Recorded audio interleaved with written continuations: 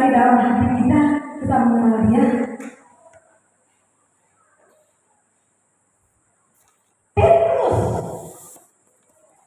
apakah dia ikut Yesus sampai di Golgota? Tidak. Di pertengahan jalan selesai, pulang. Di pertengahan jalan, di saat Yesus berada di hadapan orang banyak, di situ dia katakan kepada semua orang, saya tidak mengenal Dia. Wah, siapa lagi Yudas? Oh, selesai jual Yesus, kabur dia. Gak ada dia saksikan Yesus. Murid-murid yang lain gak tahu kemana. Bapak Ibu yang diberkati oleh Tuhan Yesus Kristus, tetapi yang menarik di sini, setelah Yesus bangkit di hari pertama minggu itu, yang pertama Yesus nampakkan dirinya itu kepada perempuan yang setia. Siapa namanya? Magdalena. Wah, makanya di awal tadi saya katakan di dalam ayat 9, perempuan ini pernah dilayani oleh Yesus. Dan penyakit dalam tubuhnya bukan sakit kronis, bukan. Di dalam tubuhnya Alkitab catat bahwa dia tersimpan dalam tubuhnya ada 7 roh. Dan waktu Yesus melayani dia lepaskan semuanya itu. Dia itu Tuhan.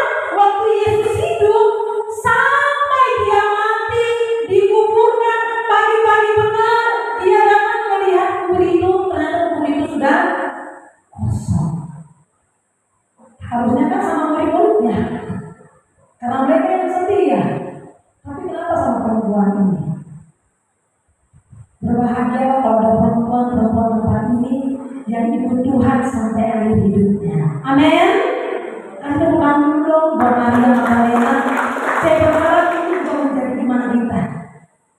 Tidak setengah-setengah itu Tuhan.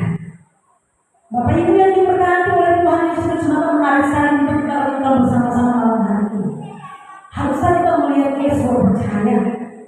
Harusnya kita melihat ada pengubah besar yang bisa membuat mujizat, baru kita datang beribadah kepada Tuhan. Dan ini yang dialami oleh murid-murid Yesus pada waktu itu. Bapak Ibu yang diberkati oleh Tuhan Yesus Kristus, harusnya melihat Yesus baru percaya. Iya. Tapi ini bukan jawaban kita, ini jawaban murid. Waktu Maria dia beritahukan kepada murid-murid pada waktu itu ada 11 murid, dia sudah kabur.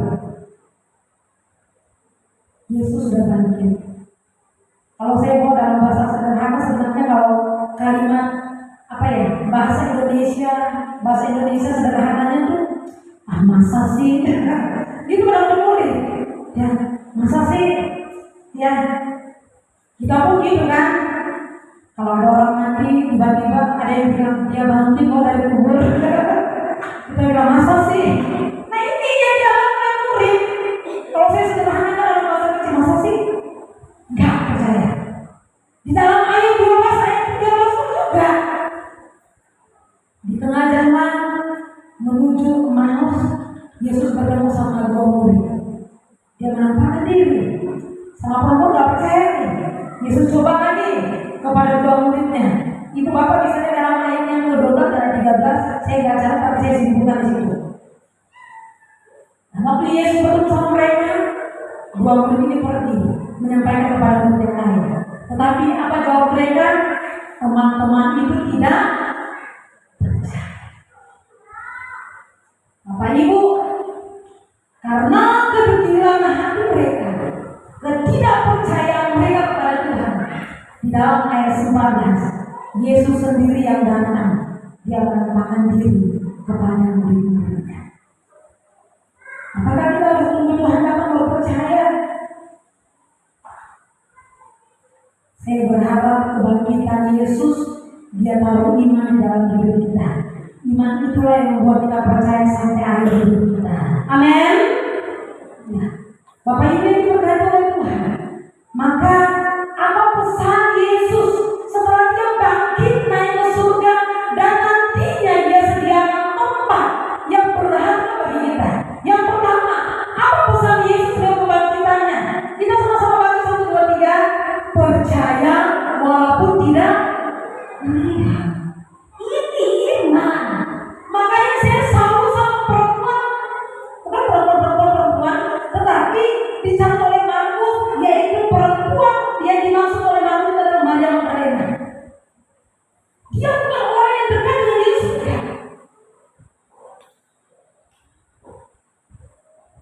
Tetapi dia hanya menyaksikan bagaimana perbuatan besar yang Yesus lakukan.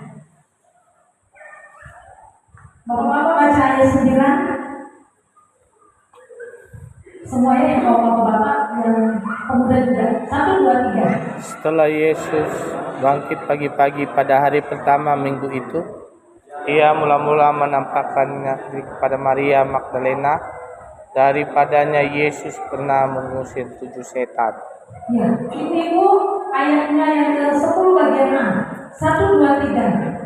Lalu perempuan itu pergi memberitahukannya kepada mereka yang selalu mengiringi Yesus.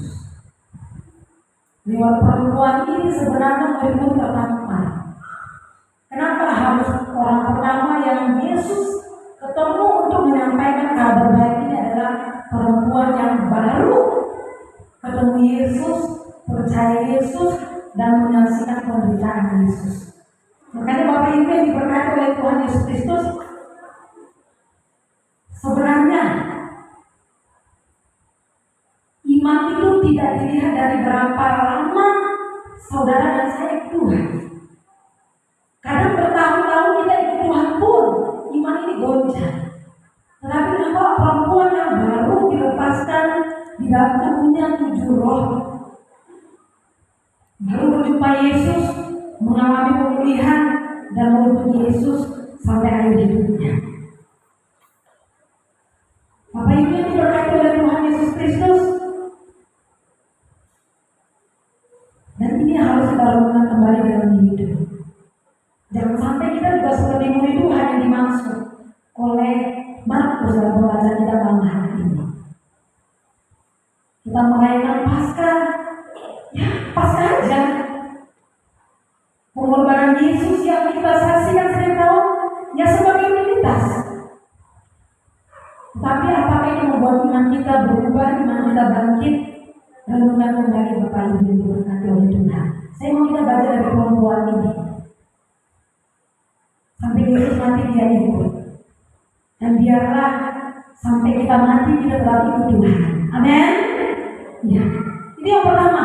Yang kedua, apa pesan Yesus lewat kebangkitannya? Yang kedua, sampaikan kabar baik kepada semua orang.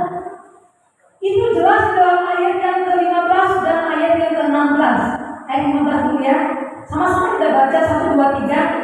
Lalu ia berkata kepada mereka, pergilah ke seluruh dunia, beritakanlah Injil kepada segala makhluk. Teks ini juga dicatat oleh Paulus di dalam Kisah Para Rasul pasal 1 ayat 18. Lebih jelas lagi Paulus sampaikan, tetapi kamu akan menerima kuasa kalau Roh Kudus turun ke atas kamu, dan kamu akan menjadi saksiku. Yang pertama di mana? Yerusalem. Yerusalem di mana? Di rumah dulu. Tuhan tak suruh kita bersaksi sama Allah, enggak dulu. Yerusalem dimasuk oleh kita di rumah dulu. Di rumah kita memberitakan kabar baik. Suami mengajar istri, anak baca Alkitab, kemudian istri juga mengajar anak kebenaran. Anak, saya percaya dia akan bertumbuh menjadi anak yang mengenal Tuhan. Jadi kabar baik yang dimaksud oleh Yesus dimulai dari Yerusalem. Yerusalem itu dalam rumah tangga kita. Amin. Amin. Yang kedua, menjadi saksi Tuhan setelah di Yerusalem. Yang kedua, di seluruh Yudea. Di mana Yudea? Sekitar kita tinggal, tetangga kita. Kita mungkin nggak bisa melayani mereka, tetapi setidaknya karakter Kristus itu kita cerminkan kepada mereka. Kita mengasihi mereka, kita mengayomi mereka, kita menguatkan mereka, kita menjadi orang-orang yang bisa menyampaikan kabar baik kepada tetangga-tetangga kita. Amin. Setelah di seluruh Yudea, yang ketiga adalah Samaria. Di mana Samaria? Musa jauh di dalam persekutuan kita dalam gereja ini. Saling menguatkan satu sama lain. Yang berikutnya, sampai ke ujung bumi. Gak usah keluar ujung bumi. Lingkungan PDRNA ini. Sudahkah kita jadi berkat? Kalau di rumah jadi berkat saya percaya. Keluar dari rumah pun kita pasti jadi berkat. Kalau di tetangga sekali kita jadi berkat. Di gereja dalam pelayanan pun kita jadi berkat. Kalau di tempat ini pun kita jadi berkat. Saya percaya di tempat kerja kita, dimanapun kita ditempatkan oleh Tuhan, kita pasti akan jadi berkat. Amin. Yang gak usah ke ujung bumi, sekitar sini dulu. Jadi Bapak Ibu yang diberkati oleh Tuhan Yesus Kristus, maka di dalam ayat 16 itu menjadi hasilnya. Sama-sama kita baca 1, 2, 3. Siapa yang percaya dan dibaptis akan diselamatkan. Tetapi siapa yang tidak percaya akan orang-orang yang saudara layani, baik dalam rumah tangga, di luar rumah, di dalam gereja kita melayani, di luar gereja, di luar karena kita berada. Kalau kita jadi berkat, mereka diselamatkan. Kalaupun mereka tidak menerima kabar baik itu urusannya Tuhan. Amin. Namun ini tugas kita sudah sampaikan kabar baik.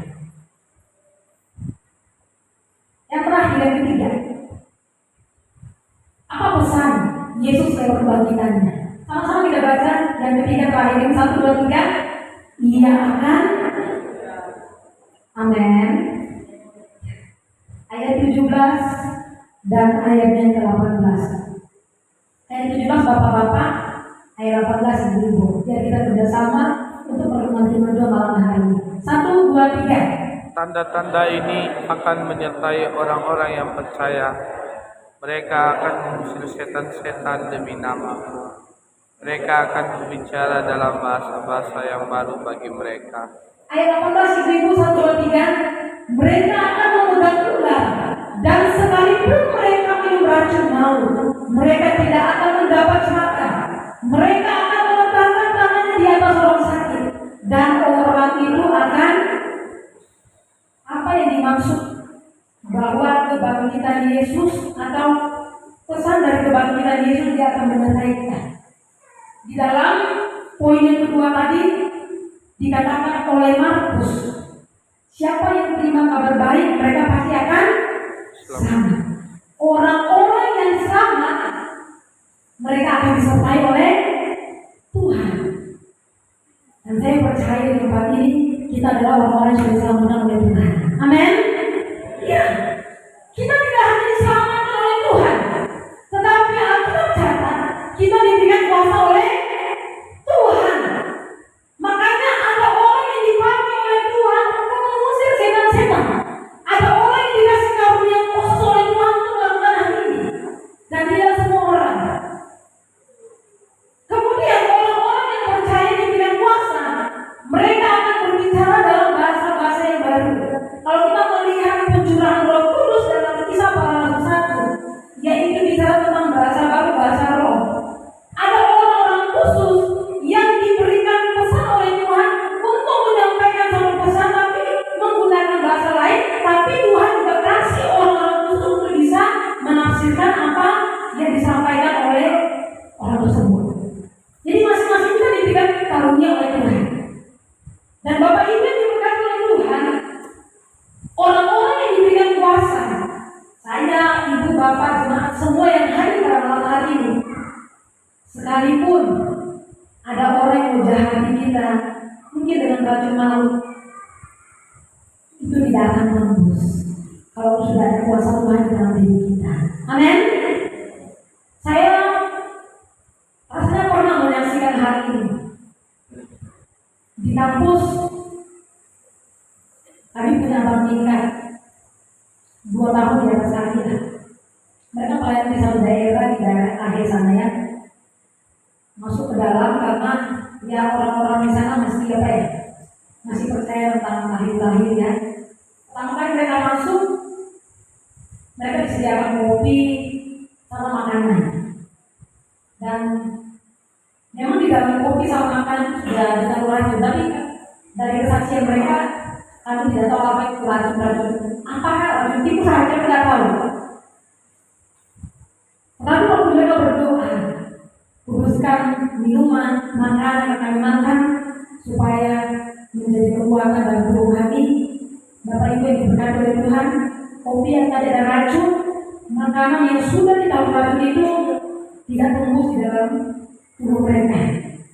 Jadi tuan rumah ini bingung, kok nggak mati orang itu kan?